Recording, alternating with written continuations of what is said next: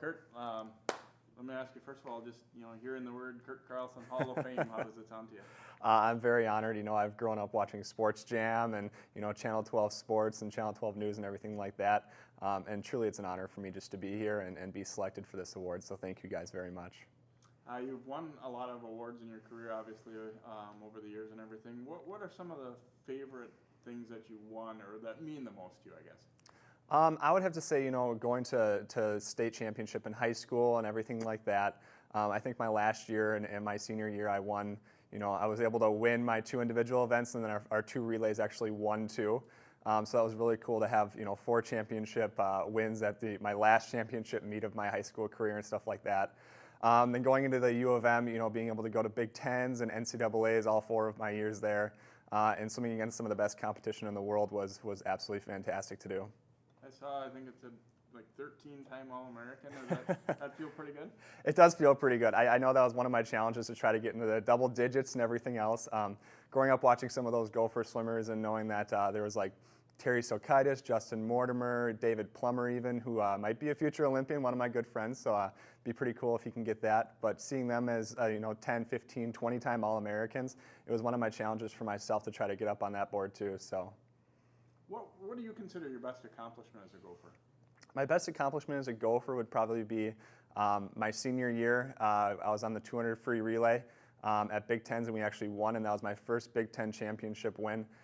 So 3 awesome guys on the team with me, and we just really clicked that year, and it was just awesome to do, and we broke the Big Ten record and everything like that, so it was a really cool accomplishment to have.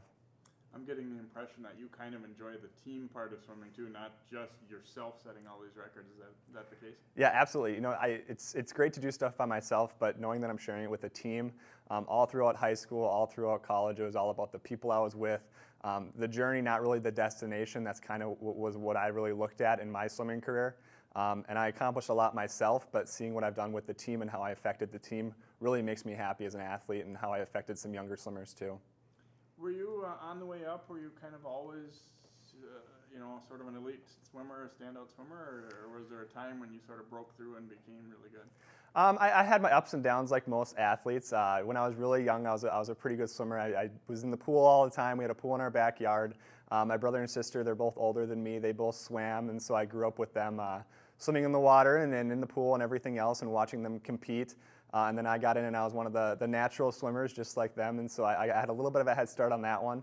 And then I had, my lows and everything like that, where I didn't do quite as well. I wasn't one of the best anymore, and I got a little discouraged.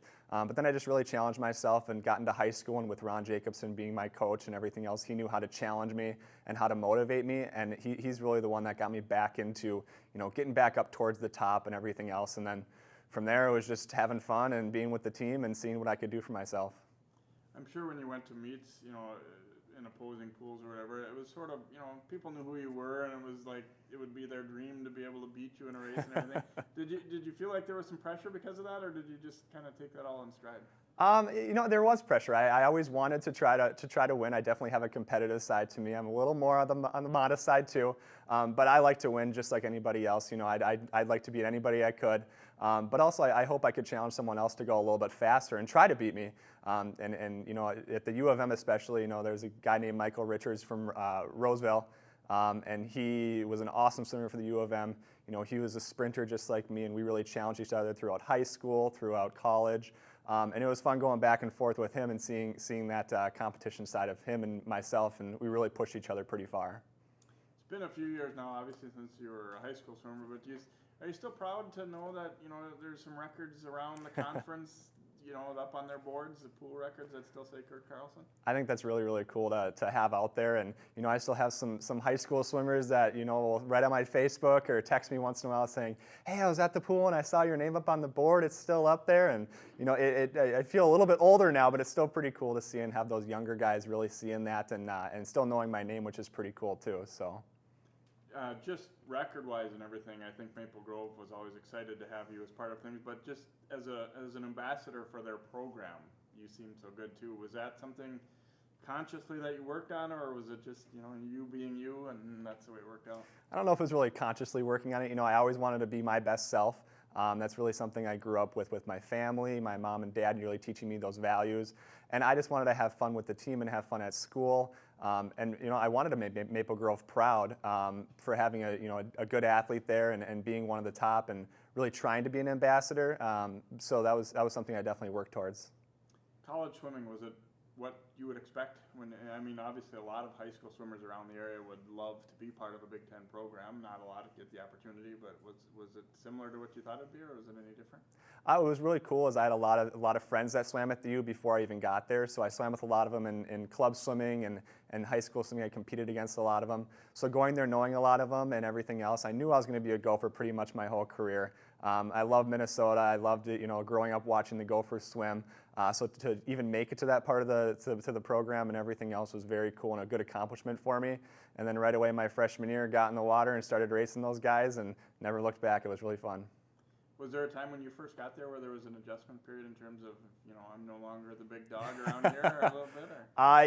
Or? Ron Jacobson, he did a really good job of letting me know that too. And knowing some of those guys' times, it was like, wow, these guys go super fast. I don't know if I can ever beat them. And Ron just basically said, you know what, you're going to be one of those guys right off the bat. Just go in there, have fun. But it also was a challenge for me knowing that I wasn't going to be the top dog going in. And that's kind of what I wanted to really have that challenge to work my way back up. So. Right now, are you doing any sort of competitive swimming, or has it sort of been like cold turkey? I no longer hit in the pool all the time. I don't get in the pool all the time. I'll work out once in a while, but going from college swimming 20, 25 hours a week of competing and swimming and training, it's a little bit different swimming just a couple hours a week. It's kind of nice and everything else, but I definitely miss the competitive nature of it, the racing and everything like that. So eventually I'd like to get back in and do some masters swimming and get to know some of those guys and start racing again. I saw, were you part of an Olympic trials at one point too? I was. In 2008, I was able to go to the Olympic trials down in Omaha, Nebraska. Awesome experience. I swam against some great guys. One guy I swam against, I actually beat. He was right next to me. He swam for the University of Iowa. Then he transferred to Florida. His name is Connor Dwyer, and he was actually in this past Olympics in 2012. So, knowing him and being able to beat him was one of my cool accomplishments, and then seeing him in the Olympics was really cool too. So. Yeah, do you follow, somebody like Michael Phelps? Were you really excited to watch what he was able to do and just what some of the other U.S. swimmers have done lately? Yeah, just, knowing a lot of those guys, it's really cool to see what they accomplished and, being able to go to a lot of competitions with them and watching them swim and, even swimming with a few of them. It was very cool to see and it was, a humbling experience for me to say, I'm a pretty good swimmer, but these guys just blow me out of the water. So, Michael Phelps, he's in a different league, Ryan Lochte, all those guys. So it's really cool to see those guys swim fast for the United States. Do you intend to ever coach swimming at all or help out in that way? Do you see yourself as somebody that would like to do that? Or? I could definitely see myself coaching one day. I coached for a little bit after college and everything like that, but kind of got out of that. Eventually I'd like to get back into that, really helping the kids out and everything like that. That's kind of what I'd be in it for. But yeah, I could definitely see myself coaching one day here soon. There's still meat at Maple Grove that bears your mother's name. How much pride do you take in that? I take a lot of pride in that. I know it's right around, Christmas time and December and everything like that. I think it was probably the 5th or 6th year it went on now. And I know that the team, they really cared about our family, really cared about my mom. She was the one up in the stands that was super loud all the time. And, I still watch some of those home videos and it brings a tear to my eye. And, I know my family is really big with their kids and really big with sports. And just knowing that she was there along the way all throughout high school. And, she passed away my senior year. But she was able to watch me swim, which was very, very nice. But I know she was with me my whole college career too. And, she was just a great lady. And having her name up there for that swim meet is very cool and very humbling. Give us an update of what you're doing right now. I'm actually a executive team leader at Target. I work at the Edina store right now, so that's kind of my career path, retail management, and I love it. It's super, super busy. One of the cool things is it's really comparable to swimming and very competitive. I work for one of the busiest Targets in the whole company, so I take pretty good pride in that too, and starting at the bottom again and working my way back up.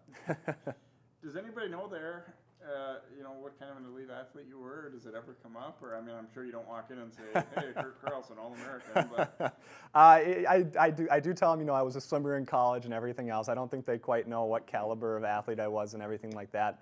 But I've told a couple of people that, yeah, I swam at the Olympic trials, and their reaction is, oh, you went to the Olympics? It's like, no, I got to swim at the Olympic trials and try out, and it was very, very cool experience. But yeah, they know a little bit about my caliber, but they've never actually seen me swim.